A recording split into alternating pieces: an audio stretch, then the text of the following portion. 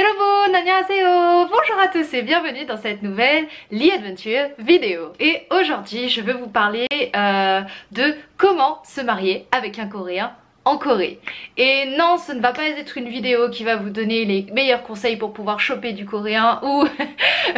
ou de trouver l'homme de votre vie. Non, en fait cette vidéo elle est là surtout parce que je vois tourner énormément de questions sur internet de jeunes filles ou jeunes garçons qui rêvent de se marier avec un Coréen ou une Coréenne, mais qui idéalisent souvent la chose et qui ne se posent pas les questions vraiment très profondément. Parce que ce qu'il faut savoir, c'est que quand on se marie avec une personne d'une autre nationalité, que ça peut être asiatique ou d'un autre pays, et ben c'est pas si facile que ça. Et il faut bien prendre en compte les différences de la culture, du pays et tout ce que ça engendre comme problème ou comme situation lorsqu'on se marie avec une personne d'une autre nationalité, particulièrement avec un ou une coréenne, un coréen. Donc voilà, cette vidéo elle est faite pour vous afin de vous donner en fait quelques points et des choses qu'il faut vraiment se poser comme question en fait avant de se marier avec un coréen par exemple. Donc moi je ne suis pas mariée, je suis pas en couple, mais par contre j'ai énormément d'amis qui le sont, qui sont mariés, qui ont des relations avec des Coréens et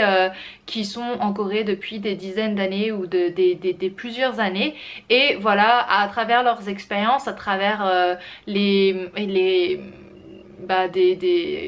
expériences qu'elles ont pu me partager, j'ai pu me faire une idée en fait des problèmes principaux ou des situations qui peuvent pas être forcément faciles nous en tant que français ou francophones avec la culture coréenne et notamment lorsqu'on est en couple avec un Coréen.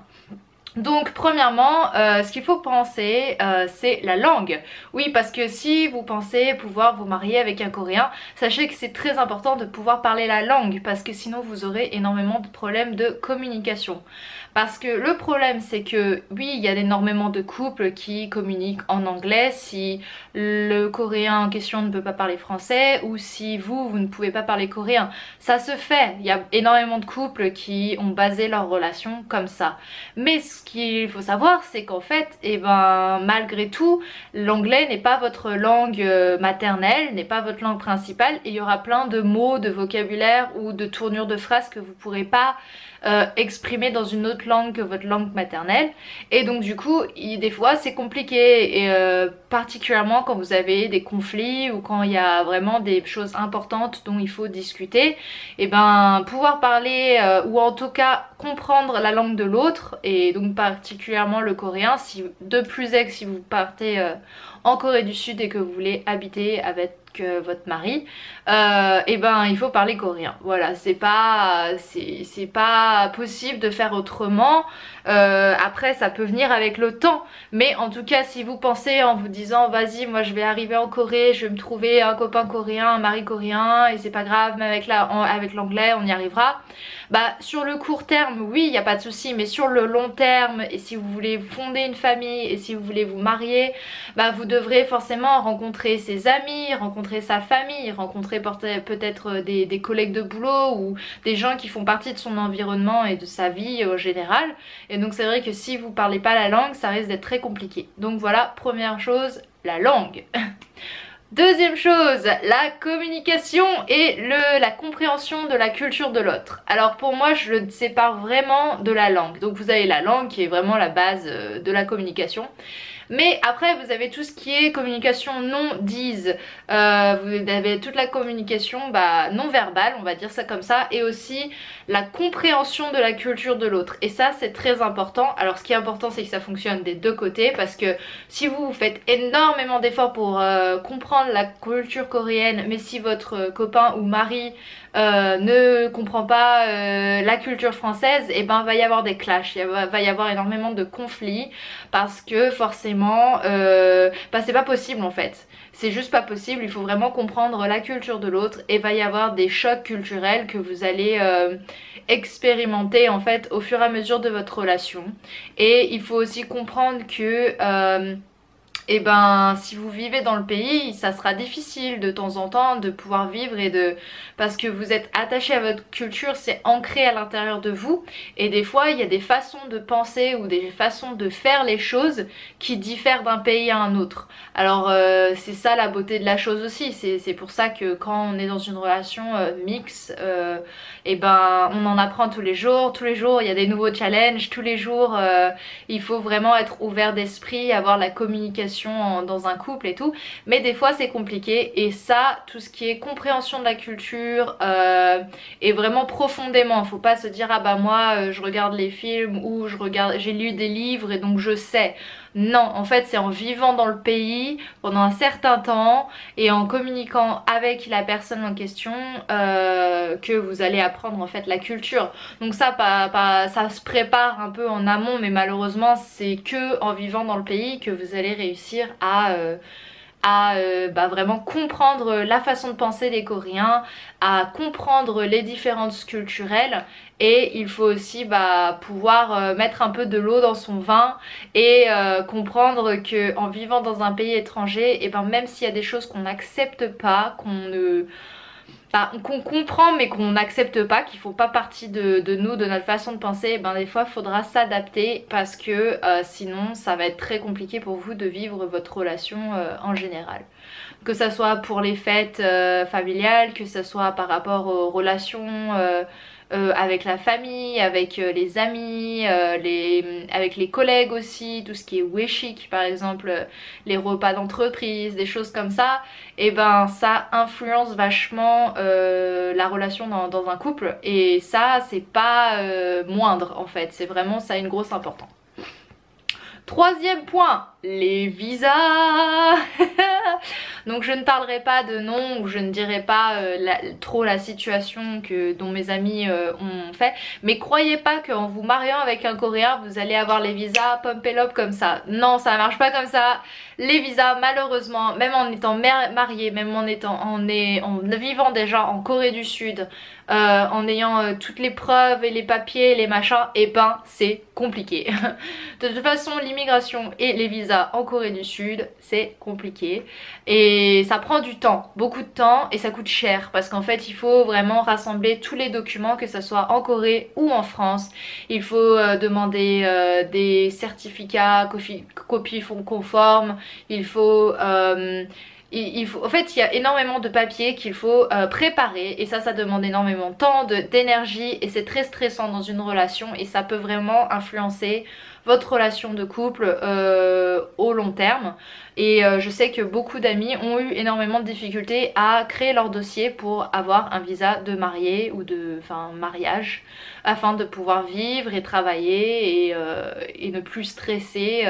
au quotidien, afin d'être légalement dans le pays. Voilà, donc les visas c'est aussi le troisième point qui est super important en vivant en Corée et en étant marié avec un Coréen ou une Coréenne. Le quatrième point, ma caméra va mourir, donc je reviens tout de suite après. Le quatrième point, l'éducation des enfants. Et oui, parce que si vous voulez avoir des enfants quand vous êtes marié, il faut vraiment être sur la même longueur d'onde, parce qu'il faut savoir que le système éducatif français ou le système d'éducation en Corée du Sud, il est extrêmement différent, et il coûte pas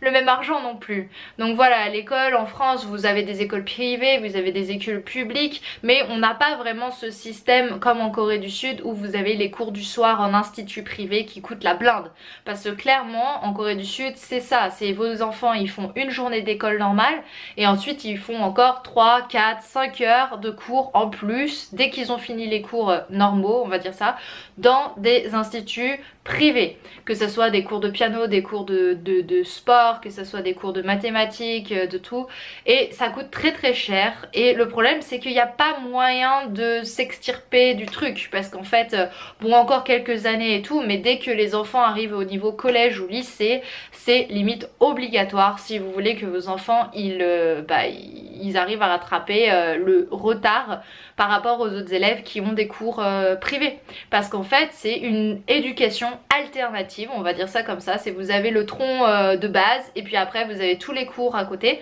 mais les gens prennent énormément d'avance et apprennent en fait les cours en accéléré si vous voulez. Donc si vous voulez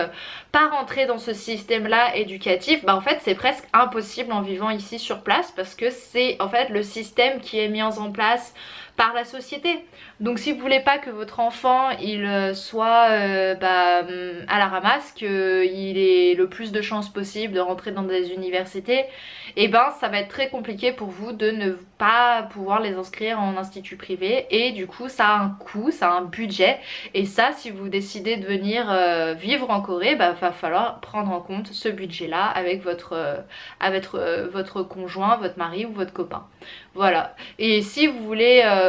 faire l'éducation de vos enfants en France, et ben du coup il faudra penser à réimmigrer ou émigrer en France avec votre mari parce que voilà, les systèmes d'éducation sont très très différents. Et après ça peut vraiment jouer dans le couple parce que si vous vous mariez avec une personne qui a une vision totalement différente de l'éducation parce qu'on a grandi d'une façon différente ou parce que les beaux-parents, les grands-parents et tout, ils mettent un peu la pression. Ah pourquoi votre enfant il est coréen mais pourquoi il devrait aller apprendre en France, votre enfant il est français pourquoi il devrait aller apprendre en Corée, enfin tout ça fait que faut vraiment en parler en amont et c'est quelque chose quand même de très important. Si vous rêvez d'avoir un enfant et que vous voulez l'éduquer d'une certaine façon, il faut être sûr avant de vous marier que la personne avec qui vous allez vous marier pense la même chose. Voilà, c'est bien beau de tomber amoureux et tout, mais je veux dire si vous voulez fonder une famille en tout cas, c'est des choses à prendre en compte et peu de gens prennent en compte, ils se marient comme ça et en fait ils prennent pas en compte tous les défauts, pas les défauts mais toutes les difficultés qu'il faudra faire face lorsque vous vous mariez avec une personne d'une nationalité différente. Cinquième point, je pense qu'on est au cinquième. Cinquième point, la belle famille. Alors vous avez franchement des familles coréennes qui deviennent de plus en plus ouvertes. Il y a énormément de belles familles maintenant, enfin des parents, grands-parents et tout, qui sont ouverts, hein, qui vous accueilleront à bras ouverts. Ils seront super contents que leur fils ou fille se marie avec un étranger ou une étrangère. Si vous parlez la langue, ça va faciliter les choses quand même pour pouvoir communiquer, pour pouvoir vous faire accepter et pour pouvoir vous exprimer aussi, pour pouvoir communiquer avec la famille et vous dire voilà moi je veux venir, j'aime cette personne là et tout, pour les convaincre en gros. Mais vous avez encore énormément aussi de personnes qui sont très conservatrices et conservatives et qui vont pas forcément accepter que leur fils ou leur fille sortent ou veulent se marier avec une étrangère ou un étranger. Et ça, c'est très compliqué. Et malheureusement, j'ai des amis qui ont eu ce cas-là et qui ont des problèmes avec leur belle famille. Et ça joue énormément parce que là où en France on a une éducation assez ouverte, où je veux dire en France on est un pays quand même très multiculturel quoi, on a vraiment des personnes de toutes les nationalités, de toutes les origines possibles et inimaginables. Je veux dire en France, malgré qu'il y ait encore du racisme, mais je veux dire même si au pire des cas la famille n'accepte pas qu'on sorte avec qu'on veut se marier avec un tel ou un tel, on a quand même notre entité en tant que personne individuelle, indépendante, et on peut décider, même si la belle famille n'accepte pas, de se marier quand même et c'est pas grave et puis on verra après. En Corée, c'est pas du tout comme ça, c'est vous devez, implicitement parlant, avoir l'accord de la famille avant de pouvoir se marier. Et sachez que 95% du temps, si la belle famille ne vous accepte pas, vous ne vous mariez pas. Au bout d'un moment, la relation elle va clasher parce que en Corée c'est quand même très différent et votre copain ou votre copine coréen, coréenne va écouter l'influence de sa famille, de ses amis et de la société. Et en fait en Corée, comme la famille c'est vraiment le noyau vraiment de la société, et même si on aime très fort une personne, personnes, si les parents ou les beaux-parents refusent, et ben c'est très rare qu'on aille à l'encontre de leur choix. Ça existe, hein, je connais aussi des personnes qui se sont mariées malgré que leur famille n'acceptait pas que le copain coréen sorte avec une française ou quoi que ce soit. Mais la plupart du temps, et ben c'est vraiment très important que vous ayez l'accord de la famille avant de vous marier, parce que ça facilitera énormément les choses aussi après. Donc si vous avez des enfants, si vous devez faire les fêtes de famille ou quoi, ça va faciliter énormément de choses. Voilà. Cinquième point, la relation avec la belle famille ou les beaux-parents, voilà. Et ça c'est très très important. Sixième point, je dirais l'argent. Clairement l'argent, parce que oui, on peut tomber amoureux et tout, mais si vous n'avez pas de stabilité financière, je dirais, donc si vous n'avez pas un job dans le pays ou si vous n'avez pas d'économie de côté, et ben vous allez être en galère clairement, parce que vivre en Corée, et ben ça coûte cher. Et alors après, vous n'avez pas besoin de gagner des 1000 et des 100, quoique pour demander le visa maintenant, ils demandent que votre mari coréen, ou que, ouais, généralement c'est un coréen qui se marie avec une étrangère ou quoi, c'est 75% des mariages mixtes, c'est un coréen homme qui se marie avec une étrangère. Voilà, et vous avez à peu près 20 à 25% qui sont des filles coréennes qui vont se marier avec des étrangers. Mais voilà, la plupart du temps, l'immigration, pour le visa, ils vous demanderont combien vous gagnez et de montrer votre fiche de salaire et depuis combien de temps et est-ce que vous avez des économies, et ils vont vous mettre un barème. Donc ça change à chaque fois, je vais pas vous donner les chiffres. Si jamais vous êtes dans la situation où vous voulez vous marier avec quelqu'un, vous regarderez sur l'immigration, les chiffres changent tout le temps, les quotas, combien de salaires, nanana. Mais voilà, on va vous demander d'avoir un minimum d'économie de côté en tant que couple, ou que votre mari, copain coréen ait tant sur son compte en banque et qu'il gagne tant par mois ou par an, et c'est très important. Et si vous voulez emménager ensemble dans un appartement ou dans une maison, ou si vous voulez même acheter en Corée du Sud, et ben sachez qu'il faut énormément d'argent. Si vous voulez acheter les appartements en Corée, ça coûte la blinde de la blinde, ça coûte plusieurs centaines de milliers d'euros, hein, c'est vraiment très très cher. Et si vous voulez juste louer un appartement, et ben il faudra avoir une caution, et ce n'est pas les mêmes cautions qu'en France, c'est des cautions qui sont très élevées. En fait, ça va dépendre de la ville où vous habitez, ça va dépendre quel type d'appartement vous voulez emménager ou quoi, mais sachez que généralement si vous visez par exemple Séoul, la capitale, une caution ça va aller de 5000, mais vraiment pour un appartement avec une chambre, à 60 000 ou 70 000 euros. Ça peut monter très très haut, c'est incroyable. Donc du coup, moi ce que je vous conseille, c'est que si vous voulez vous marier avec un coréen, et ben venez avec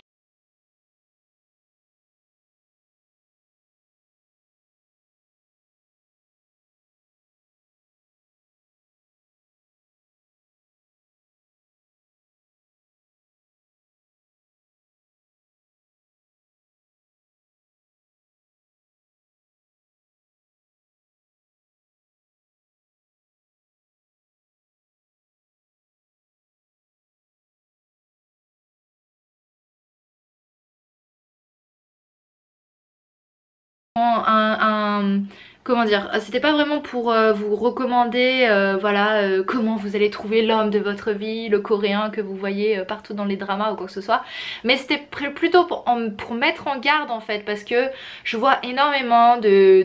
jeunes filles malheureusement enfin pas malheureusement, hein, c'est bien d'être jeune hein, mais bon, ma caméra vient de me lâcher, j'ai essayé avec les deux batteries sont mortes, donc voilà.